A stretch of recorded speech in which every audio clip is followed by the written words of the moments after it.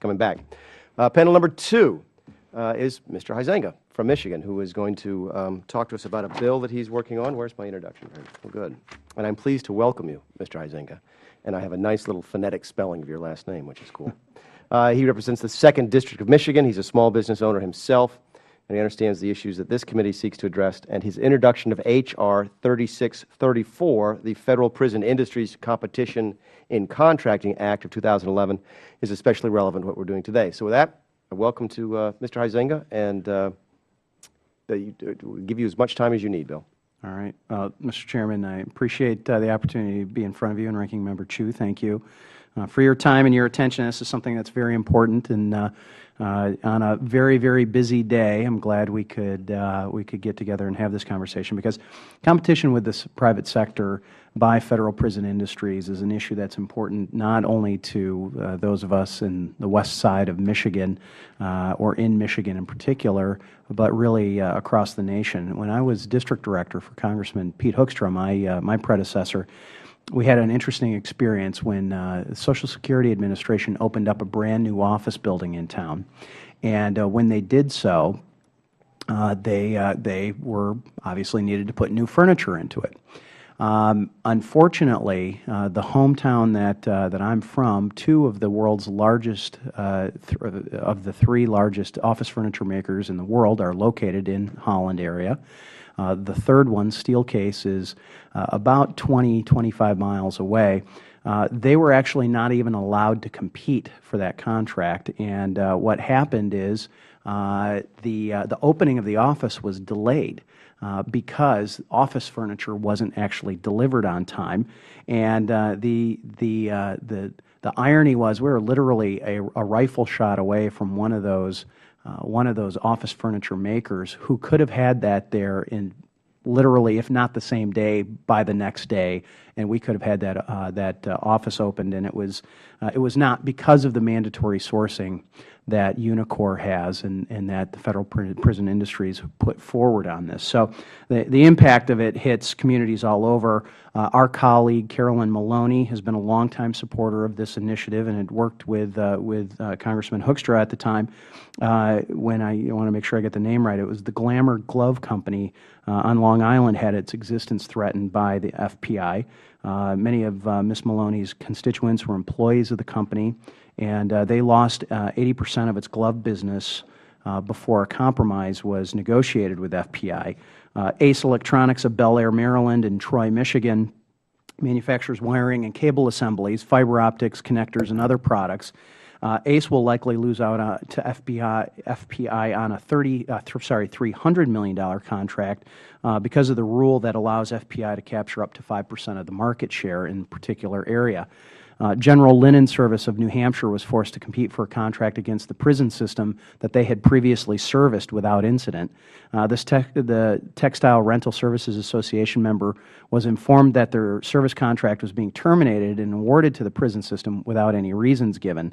While the company eventually won the contract back, the cost of having to recompete and restructure the contract was a significant burden on the business. And UNICOR, I know, has been sort of argued in some hands and some quarters as not really being a significant operation. That is not the case at all. They occupy more than 4 million square feet of manufacturing and service space. FPI is far from a small business. This bureaucratically run corporation competes with private business job creators in over 300 individual products and services. It's comprised of 7 divisions, including clothing and textiles, electronics, fleet management, office furniture, industrial products, recycling and services, and including call centers and data and document conversion as well. Revenues range from $745 to $885 million annually. FPI is the 36th largest Federal contractor when measured by gross sales to Federal agencies. Prisoners working in UNICOR factories are paid somewhere between 23 cents to $1.15 per hour. Can you imagine the uproar in the public or in Congress if we were importing goods manufactured from China and using prison labor there? It's no wonder American-grown companies can't even compete with a Goliath like that that's paying literally pennies on the dollar, where our companies are forced to pay it, obviously, at least minimum wage. In addition to low wages, FPI does not have to pay employees Social Security, nor the employer's share. It doesn't pay unemployment compensation, workers' compensation insurance, federal, state, and local income taxes, gross receipts taxes, excise taxes, and sales taxes. It's not subject to Federal Trade Commission oversight, Securities and Exchange Commission oversight, or Department of Justice review. It even has a special statutory allowance for a line of credit through the Department of Treasury for up to $20 million at 0% interest. On a very bipartisan basis, I introduced H.R. 3634, the Federal Prison Industries Competition and Contracting Act. It was a wide range of support, including lead Democrat sponsors Barney Frank of Massachusetts and Carolyn Maloney of New York, as well as former Judiciary Committee Chairman Jim Sensenbrenner of Wisconsin and former Small Business Committee Chairman Don Manzullo of Illinois. The bill is nearly identical to previous versions that had passed the House by votes of 350 to 65. That was in 2003, and then again in 2006 when a bill passed 362 to 57. We must pass, I believe, my bill, this particular bill, and work with our Senate colleagues to pass it in the other body as well. That had been where the holdup had been previous years. I'm pleased to report that in the coming days, Senator John Thune of South Dakota and others will be introducing a bipartisan FPI reform bill there. My narrowly written bill would establish market-based, government-wide procurement policies for purchases that are based on competitive procedures. It establishes competition as the standard for the Federal agencies when they do their purchasing. Currently, FPI is not the buying agency. Currently, FPI, not the buying agency, determines if the product FPI offers and the delivery schedule that it offers meets the needs. That's pretty much backwards from any other procurement that happens. Our bill puts the purchasing decisions in the hands of the buying agencies, requiring them to research which products are available on the market, not just to flip through an FPI catalog and know that they have to take what is being offered. Specifically, our bill requires FPI to compete for business opportunities by removing the mandatory source status of UNICOR that UNICOR enjoys. It requires FPI to complete a probability impact study on private industry before entering into a brand new market. So at this point, they're able to just basically say, hey, that sounds like a good idea. We'll start expanding into this new area or that other area, and this would require them to do an impact study. It forces UNICOR to gradually pay competitive hourly wages for prisoners performing the work and makes OSHA standards mandatory at prison factories. And then also prevents UNICOR from selling products in commercial settings and from entering new interstate or foreign commerce contracts. So H.R. 3634 is mindful of idleness of prisoners as well. I don't think anybody wants to see these guys or these women sitting around not learning a skill or not being kept active, and it does actually address recidivism. It creates new opportunities for prison workers that do not result in unfair competition with private business, particularly small business, and the employees and companies that lose out to FPI. But it allows prisoners within FPI to work for a tax-exempt charity, religious organization, or even local units of government. And I know in Michigan, when I served in the state legislature there, we had kind of a similar situation where there was a bit of a state version of this. And we went in, changed the law. And I was aware of it because immediately prior to being in the state legislature, I had worked as the district director for Congressman Hoekstra. So I was very much aware of our efforts on the federal level with FPI. So I went into the state legislature looking at if we did anything like that, and discovered that we were. So one of the things that we did is we said, okay, we worked with Habitat for Humanity, and we now have state prisoners building modules and components of homes for Habitat for Humanity, and then as those would then get shipped off to those building sites, it was saving a tremendous amount of time and cost while we were giving prisoners skills that hopefully they'll be able to use on the outside. But it also authorizes private businesses to participate in work training and apprenticeship programs for prisoners as well. It establishes an enhanced in-prison educational and vocational assessment and training program to help people with release readiness preparation. The Bureau of Prisons' own studies have shown that vocational training programs have historically been the most successful in decreasing recidivism. By giving prisoners the training they need to find and maintain a job once released, we are providing them, their families, and our communities with the greatest of services, I believe. Taking jobs away from honest, hardworking Americans in the process, though, is not how we accomplish this goal. So, again, I thank you very much for the invitation and the opportunity to be with you this afternoon, and we're looking for all the support that we can get for H.R. 3634, and would love to have your participation as we move forward on that. So, thank you, Mr. Chairman. Thank you, Mr. Huizenga. Ms. Chu, I recognize you for as much time as you would consume. I've just got a couple, Bill. Thanks very much. Oh, I want to recognize Mr. Flores, who's here. You don't want to ask any questions. Okay.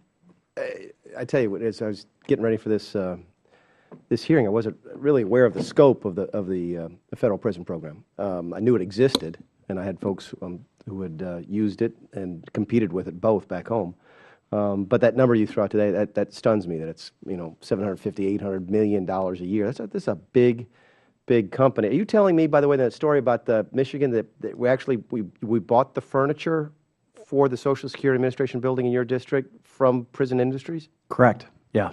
When you all make it locally? We all make it locally, yeah. And it's all the Aeron chairs that people sit in are literally made in my district. And I'm not saying we necessarily want to have Social Security Administration flooded with Aeron chairs, but that's the scope of it. I mean, all of the systems furniture is centered, the biggest three, but also probably out of the top 10 office furniture makers, 7 of them are located within the West Michigan area. I had no idea. As you go forward in the bill, something came up in the first panel today that I encourage you to consider, which is, and I think you have in this impact study that you're requiring them to make as they go into new industries. I've got industries in my district that can't get people. They can't find labor, specifically agriculture. And it would make sense, it would seem, to encourage the prison industries to go where there's a shortage of labor, not where there's a surplus of labor, like in textiles or, in your circumstance, furniture. So if that's contemplated in your bill, I commend you on that. If not, I'd encourage you to consider adding something like that. The competitive wages, by the way, I thought was interesting as well. What's the pushback on the bill? Have you heard any yet or not? Well, other than UNICOR, they are obviously not real interested in moving in that direction. They'd like to have as much flexibility and freedom as they possibly can. I can tell you that when we explain it, especially for a number of the freshmen that are coming in who haven't dealt with this in the past, you kind of get that same reaction where it's like, really? I mean, we got $750 million industry that's getting run through our federal prisons. At 15 to $1.15 an hour or something like that. Yeah, 23 cents to $1.15 an hour, and we ought to maybe take a closer look. So we've gotten very positive feedback on that, and obviously by those votes, it's rare to see 350 plus votes for anything, but this was a culmination of many years of work. That 2003 vote. The Congressman Hoekstra had started working on this back in the mid-90s, about 97, 96, and where it came from, frankly, the office furniture industry is a multi-billion-dollar entity, and the dot-coms were going on. Well, I mean, when you had a good idea, but it was all based on Internet, what did you do? You went and rented some of the most cool office space and bought the most expensive furniture you could find, all right? And so the office furniture industry was just going nuts. And when that dot bomb happened, the dot-com bubble burst, suddenly they were looking for business. They had ramped up to a tremendous amount of output, and they were looking for new areas where they could go. Well, at that point, UNICOR was doing about $100 to $125 million a year in office furniture. Not insignificant, but when you're a multi-billion-dollar industry, it was kind of like, okay, we knew it was sort of happening over here, and they were playing some games. They would import parts from certain manufacturers, and then they would assemble them in the prisons, and they would they would call it Prison Industries, and or they would try to come up with some of these partnerships. But when they started looking around for new areas and new avenues to expand their business, $100 million target was a significant. So that was really what prompted Congressman Hoekstra and Congressman Frank and Ms. Maloney and others to sort of get engaged. And my understanding, I believe it was also textile related when Mr. Frank and Mr. Hoekstra came together on this. They were sort of coming at it from different industries, but with the same outcome, which was seeing private sector jobs disappearing because of mandatory sourcing through UNICOR. I feel like I got to ask you one last question. I did get a chance to ask the previous gentleman who was here on our first panel. Would your bill ban UNICOR from receiving future stimulus money?